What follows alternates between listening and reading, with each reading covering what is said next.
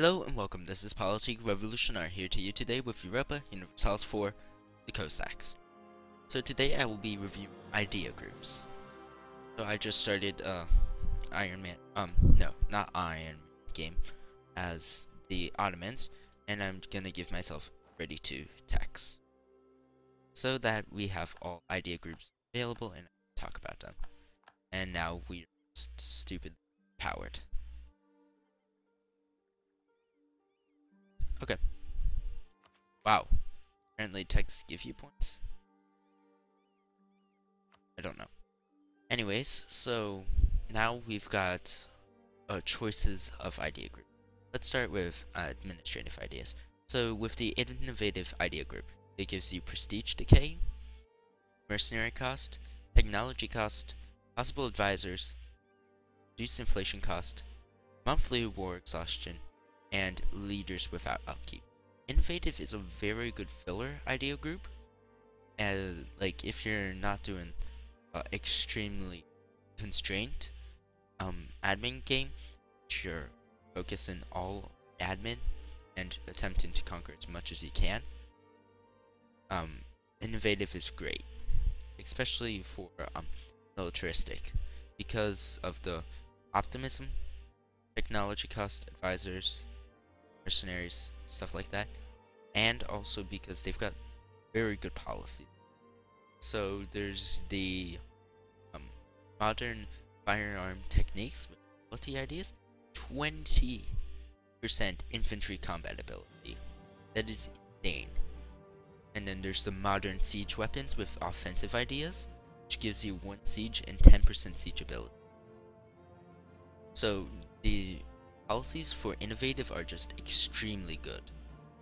They're amazing. Then there's religious ideas. So most of the times in games you'll have a debate between taking religious or human ideas. So both of them help stabilize your empire. Religious well, gives you dues full crusades. Basically you don't pay diplo cost for attacking heathens and heretics, anyone who's not your religion really.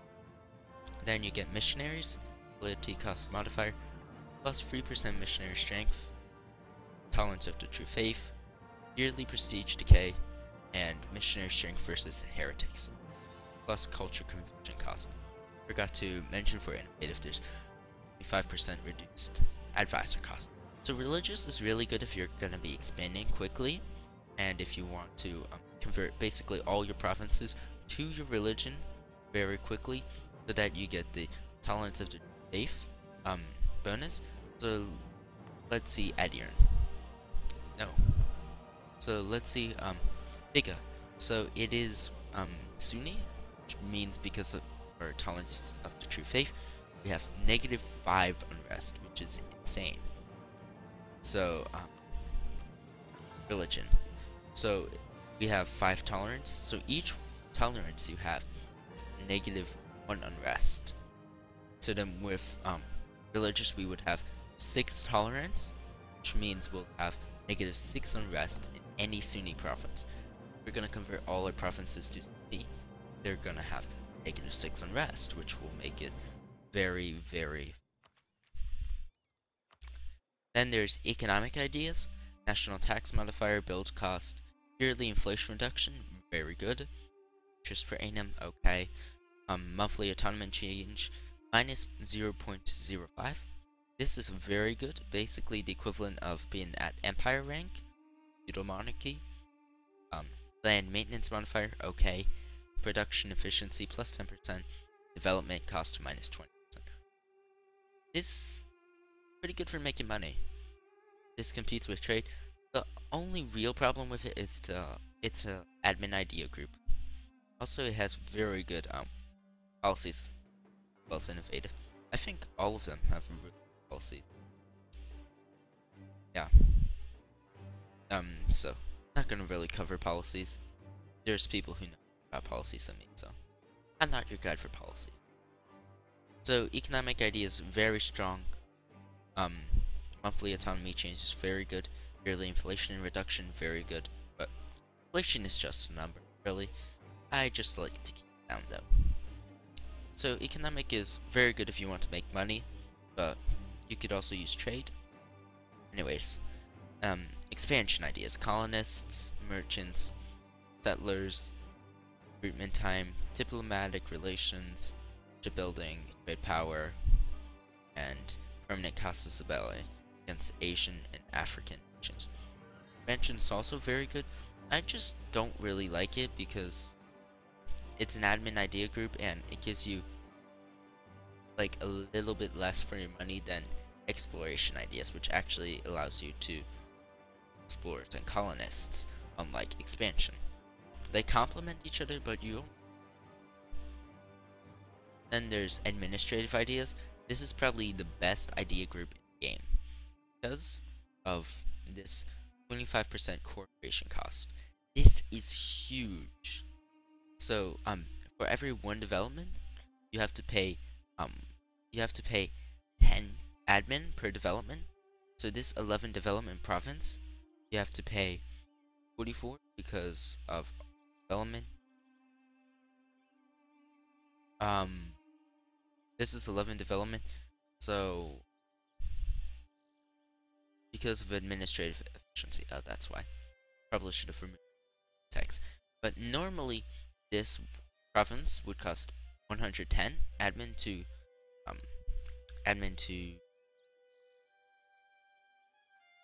how do you call it? Admin to core. And so you have the base value and then development value. So base times development. Base is 10.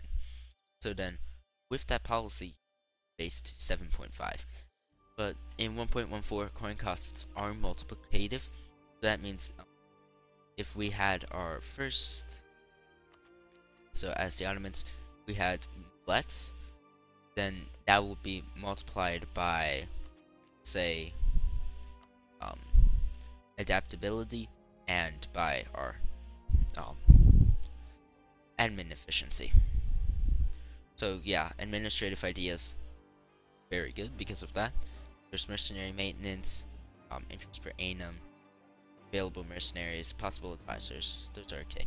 And then we have administrative tech cost, which also pays for itself. So this pays for it and all. If you choose, that's the idea, and you have goods produced. So this allows you to get tons of mercenaries and cool cheaper. And humanist, so you get 25% religious unity, very useful. And national unrest, tolerance of heretics, separatism decrease, accepted culture threshold, better relations over time plus 30%, tolerance of heathens plus 3, and idea costs minus 10%. So humanist is basically the counter to religious. Religious, you get to save tons of money points with the Duist Vault, and you get to basically convert everything to your religion, which in the end will be more national unrest reduction. But humanist is just so good because if you've got, it basically increases tolerance of other faiths so that these will be positive. Tolerance of heathen is positive because of the Ottomans. But normally see base 3, so minus 3. So that would bring these into the positives, mean that these get a national unrest reduction instead of national unrest increase for being wrong religion, as well as years of separatism. So basically, when you conquer a province, you got 30 years of separatism. So then, in those 30 years, that gives you plus 15 unrest. It scales down 0 after 30 years. This reduces it by 10 years, which decreases it by 5 years. And there's a policy, offensive, I believe. Can't see it. The Liberation Act, which reduces unrest and reduces separatism. Very good idea group. So these two are what keeps your empire stable. Cost admin, that's why you have to be careful about which one you choose, and they're basically mutually exclusive. It defeats the purpose. Accept everyone, and then convert them. Then just, yeah. It just doesn't make sense to have Then here's espionage. It's been changed dramatically, but still sucks. So, cargo efficiency plus 25%, privateer efficiency. That's not really that you should worry about.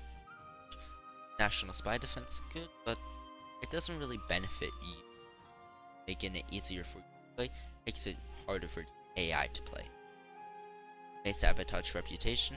That basically means that they get a diplomatic malice, so actions.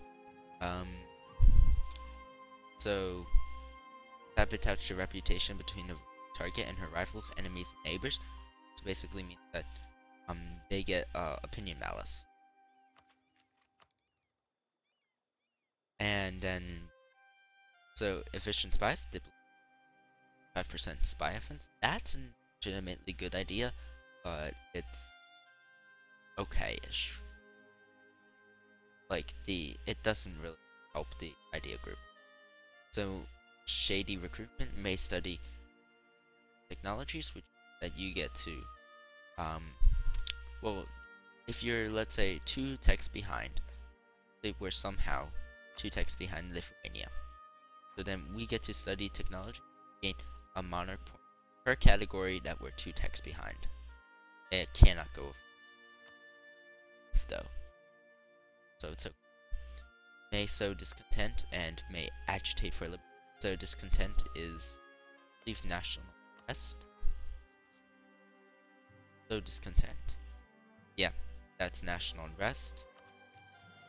And agitate for liberty means that vassals are more likely to rebel. Reduces it by 25%, cannot stack. Infiltrate administration. That is fog of war lifted. Oh, so that means that not know that. So you can see them as if they're ally, but obviously not. So sure, rebel support efficiency. So this is basically if you to kill a country, but you're not strong enough to kill yourself. In which case you should probably ignore them. Anyways, diplomatic ideas, very good idea group. Diplomats +1 right off the bat. Very good if you're in the HRE. You're Austria, for example. Amazing. Extra diplomat raises you diplomats. And also, I believe, the idea group has better relations over time. So the next, diplomatic relations +1. Very good. Allows you to have more allies and vassals. Cost of reducing war exhaustion minus. Doesn't sound like much, surprising. Like fighting war after war after war. But it's innovative and defender of faith office. Relations +20%. Very good. I believe that's similar to better relations over time. Diplomatic reputation +2. This is just key to anything. So if you want to get an ally, want to inherit a personal unit, integrate a vassal or such, very good.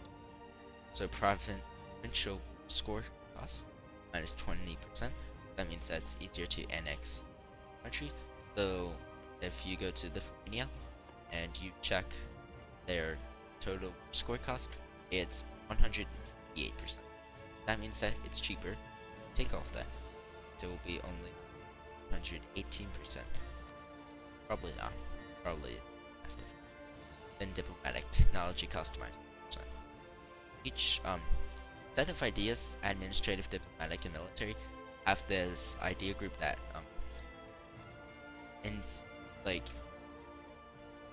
embodies them really, and that so administrative has admin ideas minus 10%, diplomatic ideas minus 10%, and military minus 10%. For the finisher, lowered stability, diplomatic actions. So that means if I declare war on the Timurids, I lose 2 stability. I would only lose stability.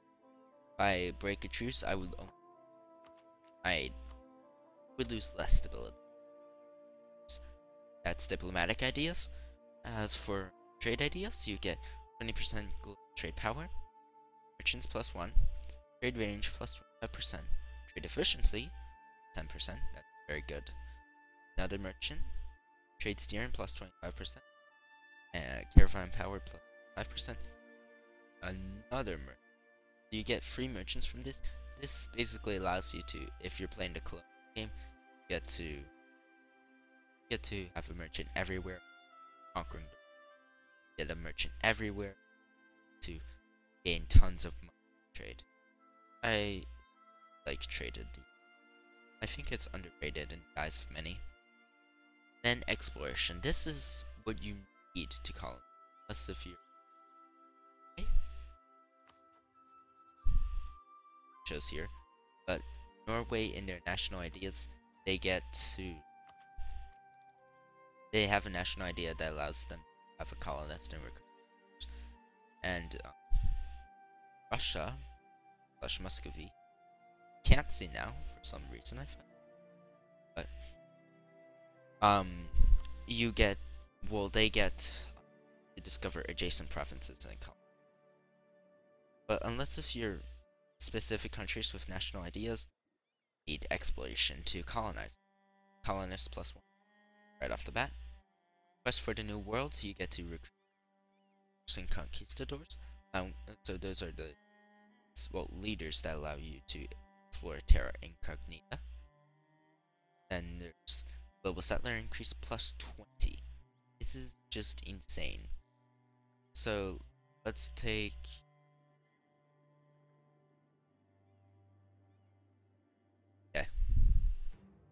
enough Terra Incognita. Let's take this place.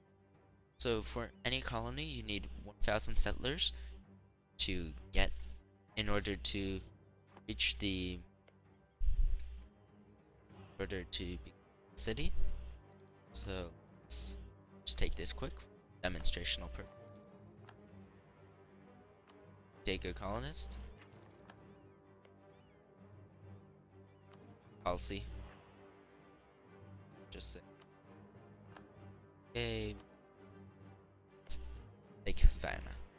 So you need 1,000 colonists here, and once this person hurries up and gets over there, see what I mean. But you need 1,000 colonists. Get like 15 per it's cannons. Oh yeah, because I technology. This was a bad idea. Okay, I'm not gonna demonstrate because apparently I can't let the game on itself. But you need 1,000, you get like 15. You get like 15 per month. And yeah.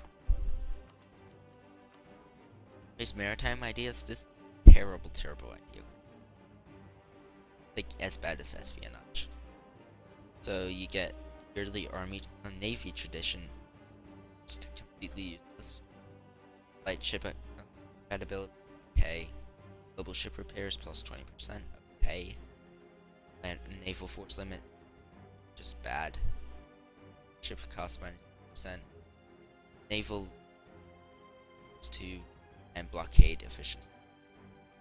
Ships can reverse missiles. So maritime don't really just go at least tell everyone. I forgot to finish exploration, sorry. Global terrorist plus 20% means you make more money off your colonists. Naval force exploration gets it. And cast of permanent is basically Native Americans.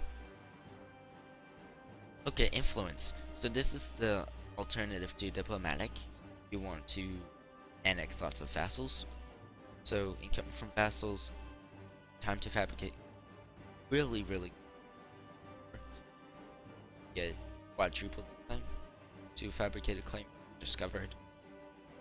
Annexation cost of -25%. It's to cost basically. Aggressive expansion impact -20%.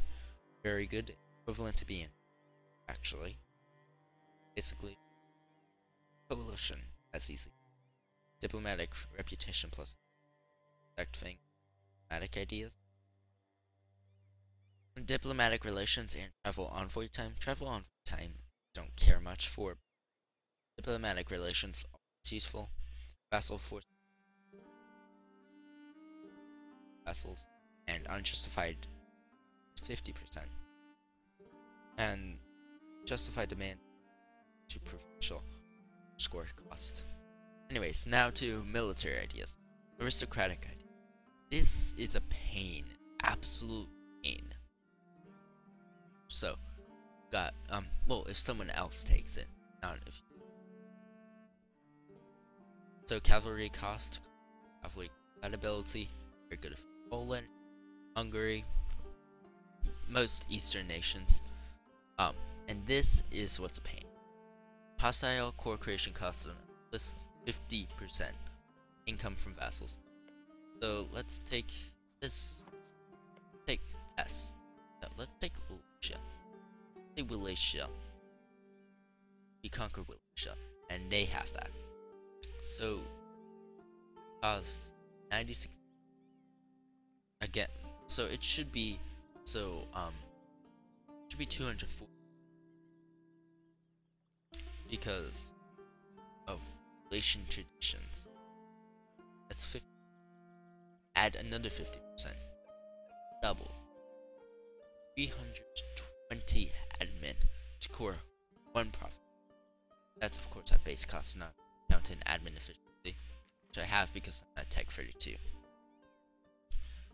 So that's a pain. So 25% national power modifier. Good. Army tradition decay.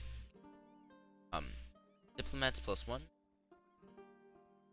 Cost of reduced exhaustion -, and military tech cost -. Also lead about upkeep. Okay, it's good if you're Polish and such. Not the best. Like the diplomats is basically spending military points for getting okay-ish benefits admin. So offensive ideas, then leader shock +1, time -10%, then leader fighter +1, siege from land battles +1%, ability +20%, land force limit modifier +1%, discipline 5, and recover army speed 5%. Offensive is really good because it basically allows you to siege things faster than your opponents can. Always attack, you get better defensive ideas. So this stacks really well today, and I'll talk about that later. I'll talk about combinations and such later. +1, 15% morale farming, and to 15% from event that you get if you have. That could be up to 30. So with France, get 50% more land leader maintenance, port maintenance stuff that speed and the location for it. Very good because morale. Leaders are okay. Other bone, meh. Mission for enemies, especially if you're Russia. See now. Terran. Quality ideas: 10% infantry compatibility, yearly army tradition, cavalry compatibility, ships. Ideas to be terrible, but I'll review. So, ship durability, Ralph navies, naval attrition,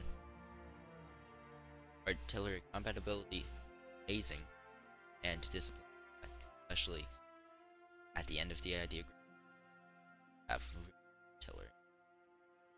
Quantity, manpower, 50% live. That means that you get 50%. I would be getting 300 instead of 200. Very good idea. Recovery speed, percent. Regiment cost, -10. Maintenance modifier. Available mercenaries +5%. garrison size plus 10, land attrition minus 10, and force limit modifier. This basically allows you to just, oh, have tons of things. What else would? And now naval. Naval leader shock, galley combat ability, and leader. Naval leader fire, prestige from naval maintenance, heavy ship combat ability, more maybe ship turret.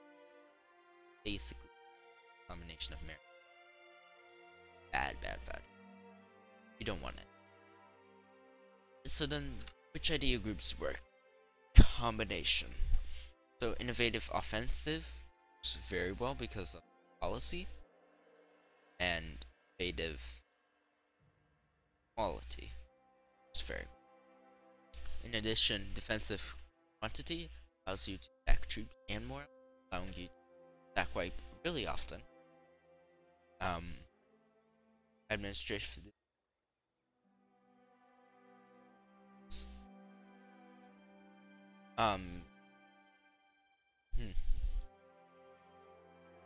Yeah, it seems. Can't remember. But yeah, those are nations. Nation. And now let's talk about how do they compare to. I overview bad about them. I haven't actually compared. So admin ideas, best entire thing. Probably best. Admin, if you want. Admin, automatic influence, competitor, better automatic annexation cost. So admin influence, that's one of the best combinations you can get. Basically reduce everything's cost by 20%. Then there's religious humanism, are you in direct competition before that if you accept everyone or change. This has long benefit as continue. Over time here is just economic trade, slightly better, but it's admin money route. So trade NS.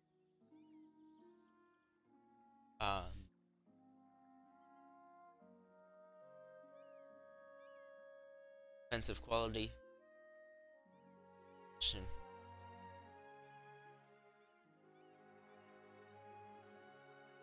So as for the idea, like I usually admin